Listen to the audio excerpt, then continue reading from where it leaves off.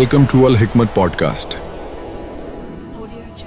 السلام علیکم۔ آج ہم اسلام کے اتہاس کے کہہ سکتے ہیں بالکل شروعاتی دنوں کی بات کر رہے ہیں، جی خاص طور پر وہ وقت جب مکہ میں پیغمبر محمد صلی اللہ علیہ وسلم نے ان پر ایشور کی شانتی اور آشیرواد ہو اپنا پیغام پھیلانا شروع کیا تھا۔ ہاں، اور وہ بھی بہت ہی خاموشی سے شروع میں، بالکل، اور یہ سب خاموشی سے رازداری کے ساتھ۔ ہماری یہ چرچا جو ہے یہ الرقیق المختوم نام کی کتاب پر آدھارت ہے، جی، جو سیرت کی بہت مستند کتاب مانی جاتی ہے۔ پیغمبر صاحب کی زندگی کا اس میں تفصیلی بیان ہے۔ تو آج کوشش یہ رہے گی کہ سمجھا جائے کہ یہ جو پہلا فیز تھا، گپت دور، یہ کیسا تھا، شروعات کیسے ہوئی، اور کیا خاص باتیں تھیں اس میں۔ کون سی باتیں اہم تھیں، وہ بنیاد جس پر آگے چل کر اتنا بڑا ایک تحریک کھڑی ہوئی۔ اور یہ بنیاد سمجھنے کے لیے ہوسٹ اسپیکر مکہ کا اس وقت کا ماحول سمجھنا بہت ضروری ہے۔ اچھا، مکہ صرف کوئی عام شہر نہیں تھا، وہ پورے عرب کا سمجھ لیجئے مذہبی اور کلچرل سینٹر تھا۔ ہاں، کعبہ جو تھا، کعبہ وہیں تھا، اور ساتھ میں بے شمار بت تھے جن کی پوجا دور دور تک ہوتی تھی۔ صحیح۔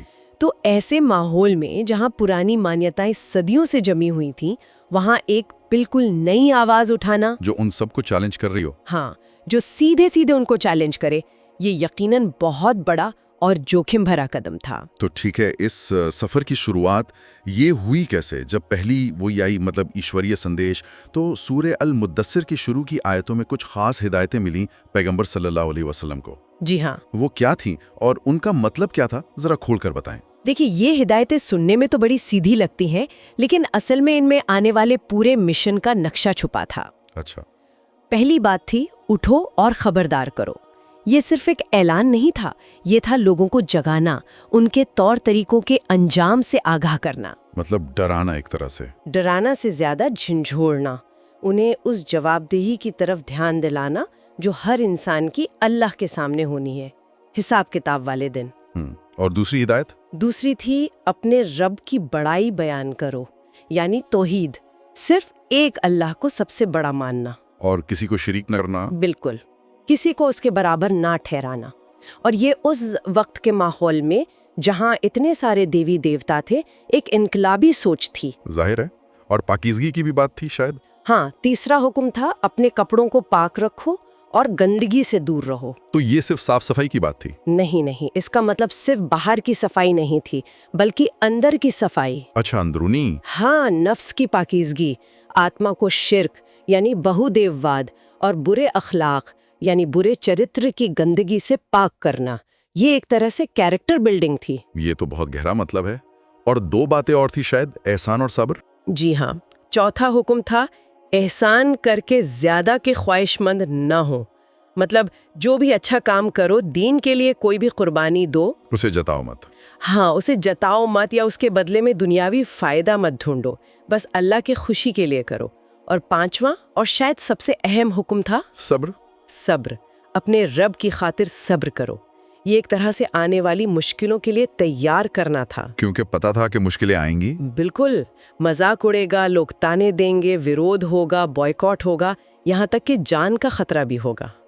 ان سب کے سامنے صرف اللہ کے لیے جمے رہنا، ہمت نہ ہارنا، یہی صبر تھا۔ تو یہ 5 ہدایتیں صرف حکم نہیں تھیں، یہ ایک طرح سے کیا کہتے ہیں، ٹریننگ مینول تھا۔ ہاں، ایک پورا خاکہ تھا اس انسان اور اس جماعت کو تیار کرنے کا جسے ایک بہت مشکل سفر پر نکلنا تھا۔ واقعی یہ تو بہت گہرا مطلب رکھتی ہیں۔ اچھا، اب سوال یہ ہے کہ ان ہدایتوں کے ساتھ جب دعوت شروع ہوئی، سندیش پھیلانا، تو اس سے شروع میں غبط کیوں رکھا گیا؟ آپ نے مکے کے ماحول کا ذکر کیا تھا۔ ہاں، وہی سب سے بڑی وجہ تھی۔ اچھا، دیکھیں، مکہ کا جو سماج تھا وہ اپنی پرانی رسموں مانیتاؤں سے بہت سختی سے جڑا ہوا تھا۔ قریش کا قبیلہ جو مکہ کے سردار تھے، ان کی عزت، ان کا مقام، ان کا پیسہ، سب کچھ کعبہ اور ان بتوں سے جڑا تھا۔ ہاں، ان کا پورا سسٹم اسی پر ٹکا تھا۔ بالکل، تو ایسے میں ایکیشور واد کا کھلا اعلان کرنا سیدھے سیدھے ان کے مذہبی، سماجی اور معاشی یعنی اکنامک ہتوں پر چوٹ کرنا تھا۔ تو فوراً ٹکراؤ ہوتا۔ ظاہر ہے، فوراً ٹکراؤ ہوتا، اور شاید یہ نئی آواز شروع ہونے سے پہلے ہی دبا دی جاتی۔ اس لیے حکمت سمجھداری اسی میں تھی کہ پہلے خاموشی سے ایک بیس بنایا جائے۔ تو یہ خاموش شروعات یہ ہوئی کیسے؟ پیغمبر صلی اللہ علیہ وسلم نے سب سے پہلے کسے چنا، کن لوگوں سے بات کی؟ شروعات ہوئی سب سے بھروسے مند لوگوں سے۔ اچھا، سب سے پہلے گھر کے لوگ اور وہ قریبی دوست جن پر پیغمبر صلی اللہ علیہ وسلم کو پورا یقین تھا کہ وہ سچائی کو پسند کرنے والے ہیں اور بات کو راز رکھ سکیں گے۔ ہاں، اور راز کو راز رکھ سکتے ہیں۔ یہ وہ لوگ تھے جو سالوں سے پیغمبر صلی اللہ علیہ وسلم کی سچائی، ان کی ایمانداری، ان کی امانت داری کو دیکھتے آ رہے تھے، ان پر بھروسہ کرتے تھے۔ اور یہیں سے پھر وہ سابقون اولون کا ذکر آتا ہے نا؟ مطلب سب سے پہلے ایمان لانے والے۔ جی ہاں، بالکل۔ کون تھے یہ پہلے لوگ؟ کچھ نام اگر آپ بتائیں۔ سب سے پہلے تو پیغمبر صلی اللہ علیہ وسلم کی اپنی شریک حیات حضرت خدیجہ رضی اللہ عنہا، ان کی پتنی؟ جی، انہوں نے تو بنا ایک پل سوچے فوراً تصدیق کی۔ ان کے بعد گھر کے ہی لوگوں میں پیغمبر صاحب کے آزاد کیے ہوئے غلام اور منہ بولے بیٹے حضرت زید بن حارثہ رضی اللہ عنہ، زید، اور ان کے چچیرے بھائی حضرت علی رضی اللہ عنہ، جو اس وقت بچے ہی تھے اور انہی کی پرورش میں تھے۔ ہاں، وہ تو بچے تھے۔ اور گھر سے باہر سب سے پہلے دوست حضرت ابو بکر صدیق رضی اللہ عنہ، ابو بکر، انہوں نے اسلام قبول کیا۔ یہ وہ سب سے پہلے لوگ تھے جنہوں نے اس دعوت پر لبیک کہا، مطلب ہاں کہا۔ اور حضرت ابو بکر رضی اللہ عنہ کا ایمان لانا تو بہت بہت اہم رہا ہوگا۔ بالکل، کیونکہ وہ تو مکہ میں کافی عزت دار اور جانے مانے شخص تھے۔ بالکل۔ حضرت ابو بکر رضی اللہ عنہ صرف نیک، نرم دل اور ملنساری نہیں تھے، بلکہ بہت سمجھدار اور اثر رکھنے والے بھی تھے۔ ہاں، لوگ ان کی بات مانتے تھے۔ جی، لوگ ان کی رائے کا احترام کرتے تھے۔ تو جب وہ مسلمان ہوئے اس کے بعد انہوں نے بھی اپنے بھروسے کے ساتھیوں کو بہت حکمت سے، بڑی سمجھداری سے اسلام کی دعوت دینی شروع کی۔ اچھا، انہوں نے بھی یہ کام شروع کر دیا؟ ہاں، ان کی کوششوں سے مکہ کے کچھ اور بہت اہم لوگ شروع میں ہی مسلمان ہو گئے۔ جیسے؟ کچھ مثالیں اگر دیں تو اندازہ ہوگا کہ کس طرح کے لوگ جڑ رہے تھے۔ ہاں ضرور۔ جیسے حضرت عثمان بن عفان رضی اللہ عنہ، حضرت عثمان، جو اپنی دولت، شرافت اور حیا کے لیے مشہور تھے، یا پھر حضرت زبیر بن عوام رضی اللہ عنہ، جو پیغمبر صلی اللہ علیہ وسلم کے پھپھیرے بھائی تھے، بہت بہادر۔ حضرت عبد الرحمن بن عوف رضی اللہ عنہ، جو تجارت میں بڑے ماہر تھے۔ حضرت سعد بن ابی وقاص رضی اللہ عنہ، جو پیغمبر صلی اللہ علیہ وسلم کے ماموں خاندان سے تھے، بڑے دلیر مانے جاتے تھے۔ سعد بن ابی وقاص، جی، اور حضرت طلحہ بن عبید اللہ رضی اللہ عنہ، جو اپنی سخاوت، مطلب دریا دلی کے لیے جانے جاتے تھے۔ یہ تو صرف چند نام ہیں۔ ہاں، یہ تو بڑے نام ہیں سب۔ جی، ان کے اسلام لانے سے اس نئی تحریک کو، اس نئے آندولن کو بڑی طاقت ملی۔ ان کے علاوہ بھی اور لوگ تھے؟ ہاں، بہت سے لوگ تھے، جیسے حضرت بلال حبشی رضی اللہ عنہ، حضرت ابو عبیدہ بن جراح رضی اللہ عنہ، حضرت سعید بن زید رضی اللہ عنہ، اور ان کی پتنی حضرت فاطمہ رضی اللہ عنہ، جو حضرت عمر رضی اللہ عنہ کی بہن تھیں۔ عمر رضی اللہ عنہ کی بہن؟ جی، ابن ہشام جیسے جو شروعاتی سیرت نگار ہیں، اتہاسکار ہیں، انہوں نے لکھا ہے کہ اس خفیہ دعوت کے دور میں مسلمان ہونے والوں کی تعداد 40 سے زیادہ ہو گئی تھی۔ 40 سے زیادہ؟ ہاں، اور خاص بات یہ تھی کہ یہ لوگ قریش کی الگ الگ شاخوں، الگ الگ قبیلوں سے تھے۔ اچھا، صرف ایک گروپ سے نہیں تھے؟ نہیں، اس سے پتہ چلتا ہے کہ پیغام کی کشش، اس کا اپیل صرف کسی ایک گروپ تک محدود نہیں تھا۔ یہ تو واقعی ایک مضبوط، کہہ سکتے ہیں، کور ٹیم تیار ہو رہی تھی۔ بالکل۔ تو اس وقت جب سب کچھ چھپ کر ہو رہا تھا تو اسلام پر عمل کیسے ہوتا تھا؟ مطلب عبادت کیسے کرتے تھے؟ کیا نماز وغیرہ تھیں؟ اس وقت جو وحی آ رہی تھی، ایشوریہ سندیش، وہ اکثر چھوٹی چھوٹی آیتیں ہوتی تھیں۔ اچھا۔ ان کی زبان بہت اثردار، دل میں اتر جانے والی اور ایک خاص لے والی ہوتی تھی۔ ان میں زیادہ تر توحید یعنی ایک اللہ کی بات، آخرت یعنی مرنے کے بعد کی زندگی، جنت اور جہنم کا ذکر ایسے ہوتا تھا جیسے آنکھوں دیکھا حال ہو۔ نفس کی پاکیزگی، اندرونی سدھار، اچھے اخلاق، ان پر بہت زور تھا۔ یہ آیتیں ایمان لانے والوں کو ایک الگ ہی روحانی ماحول دیتی تھیں، جو مکہ کے عام ماحول سے الگ تھا۔ ہاں، بالکل جدا تھا۔ اور عبادت کے طور پر نماز کا کیا؟ نماز کے بارے میں تھوڑی الگ الگ رائے ملتی ہیں۔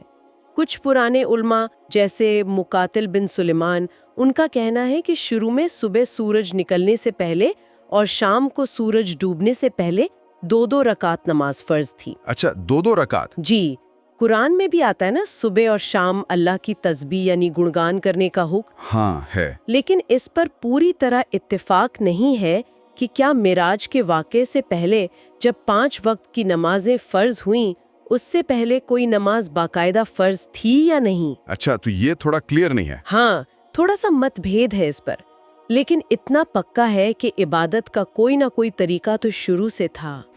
ایک روایت یہ بھی ملتی ہے کہ شروع میں حضرت جبریل علیہ السلام نے پیغمبر صلی اللہ علیہ وسلم کو وضو کرنے کا اور نماز پڑھنے کا طریقہ سکھایا تھا۔ تو پھر یہ عبادت کرتے کیسے تھے اگر سب چھپا ہوا تھا؟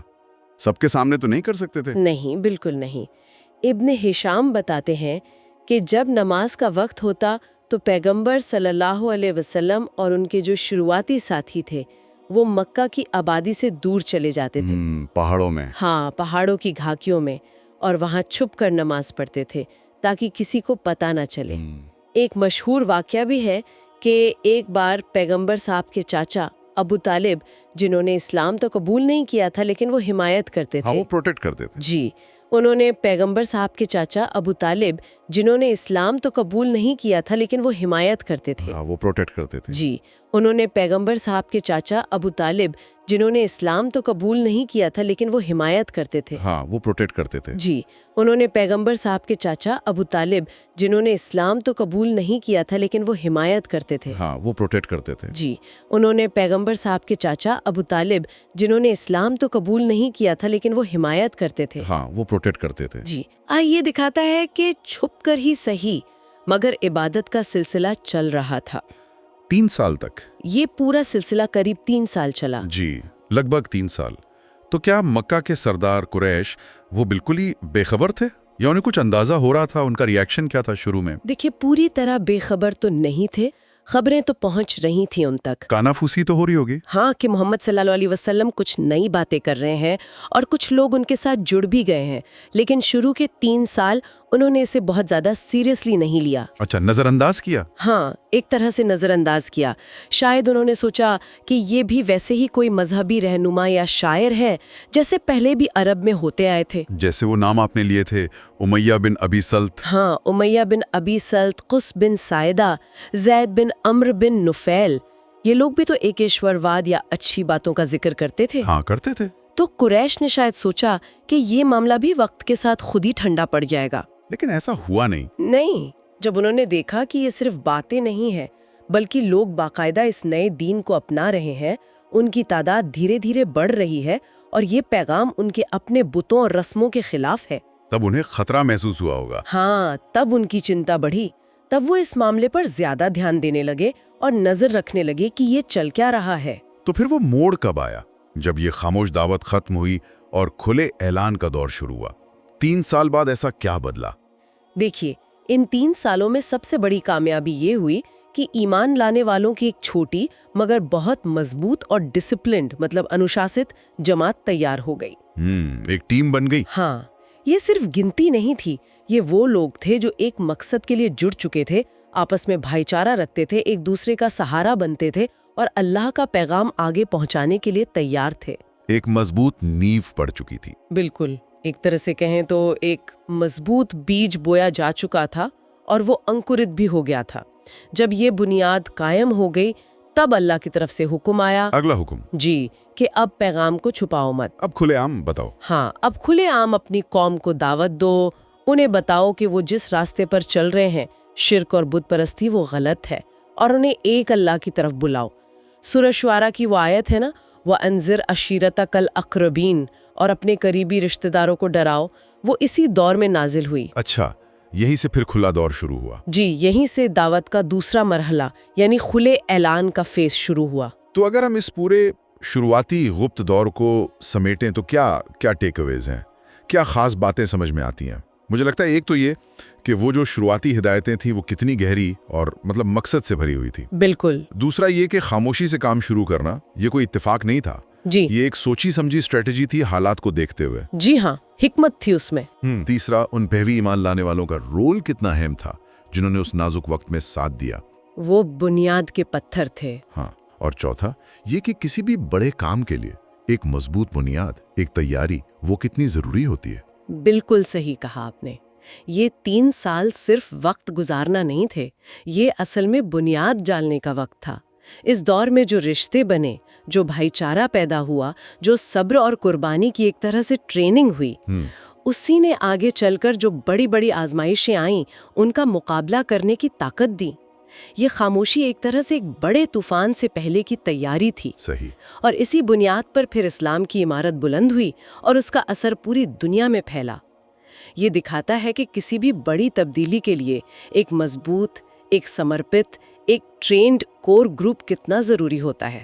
بالکل. جاتے جاتے ایک سوال اپنے سننے والوں کے لیے بھی چھوڑ جاتے ہیں سوچنے کو. جی، ذرا سوچئے، اگر مکہ جیسے ماحول میں جہاں اتنے مضبوط ویسٹڈ انٹرسٹ تھے، پرانی رسمیں تھیں، طاقتور سردار تھے، اگر پہلے دن سے ہی کھلے عام ٹکراؤ کا راستہ لیا جاتا تو کیا ہوتا؟ کیا یہ نئی آواز پنپ پاتی؟ ہاں، کیا یہ تحریک شاید شروع ہونے سے پہلے ہی ختم ہو جاتی؟ تو کسی بھی نئے وچار یا آندولن کی کامیابی کے لیے شروع میں ایک مضبوط، بھروسے مند اور اندرونی طور پر جڑا ہوا گروپ بنانا کتنا اہم ہوتا ہے، اس پر ضرور غور کیجیے گا۔